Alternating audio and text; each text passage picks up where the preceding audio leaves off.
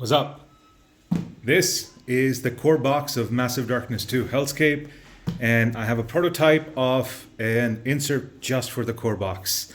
All right, let's take a look at how it looks.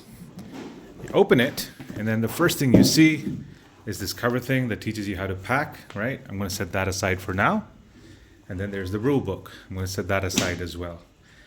And as I said, it's a prototype, but what I've managed to do is fit all the core components that come in with some judicious use of space. All right, so you got the spawn tokens and the loot tokens over here. This is 70 mm by 70 mm by 15 mm with 1 mm walls.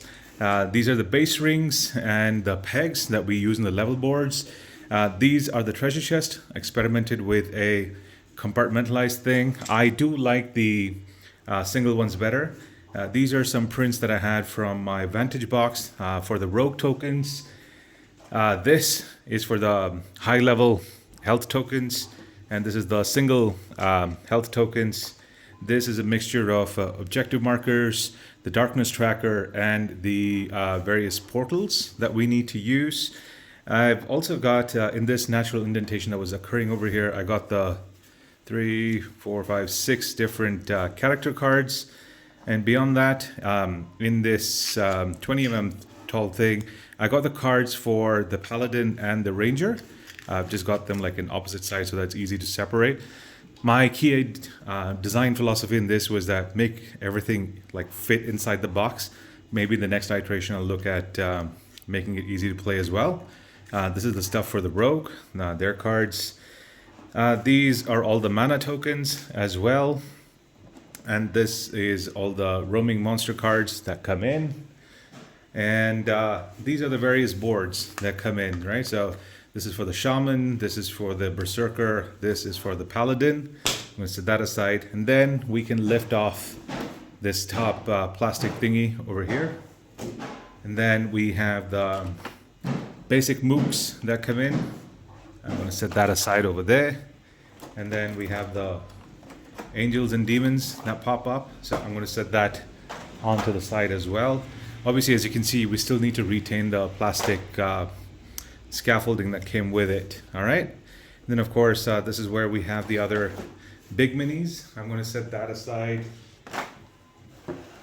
over here. I should be okay. All right, are we still on screen? Yes, we are. Okay, so this is how the other stuff is actually arranged.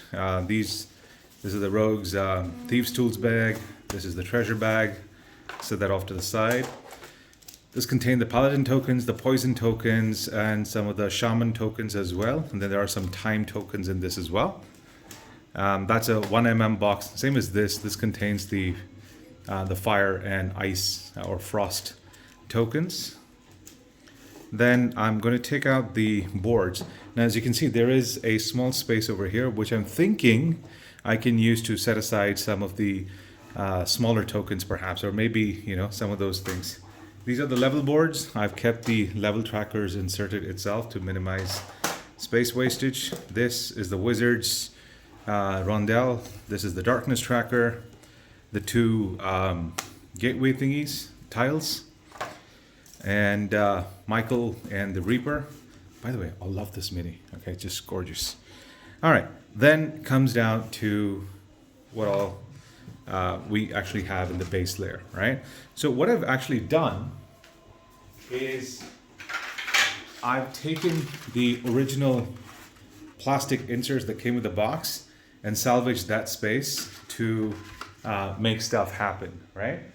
So looking at that, these boxes with the covers are for the anvil, or sorry, what was that called? The forge, and the fountains and the pillars and whatnot. Then I got another box to talk about the various doors and forge that we'll need. And then this would be the various loot tokens that come in. So that's been set aside as well. This, I initially printed this as a spacer tray, but that doubles up as a holder for all the traps that we have. This is the spinning bit of the Wizard's rondel. And then we have the set cards and the door cards that fit together snugly in this. And then I have this tray which contains the dice, the shaman's tokens, and the activation token. that comes for each player as well. And then beyond that, this is a little bit of a jugaad or a kludgy movement where I got the Berserker, the Shaman cards, and the Mob cards all fitting into one of these. I suspect that I could do a little bit of a better job in terms of, customizing the height for each one of the big cards, and then, having separate printouts for the smaller ones, like I've done here. As you can see, this contains all the epic treasure and the common treasure as well. This one's a bit flush, so I'm thinking maybe I should just take out some of these and put it in something else like the epic treasure cards, because then everything will just stay neatly within its confines and make it easy for storage and handling. I got two 1 centimeter or 10 mm. This thing's for the starting equipment and the level 5 mob items, the small cards as well, and then again 2 separate holders for the rare items and the mob items. And that's it, folks. As you can see, all of this stuff fits into this box. I was worried a little bit about the bulging, but c'est la vie, right? There isn't much I can do. There's obviously a prototype. If you have any feedback or ideas, let me know. Cheers.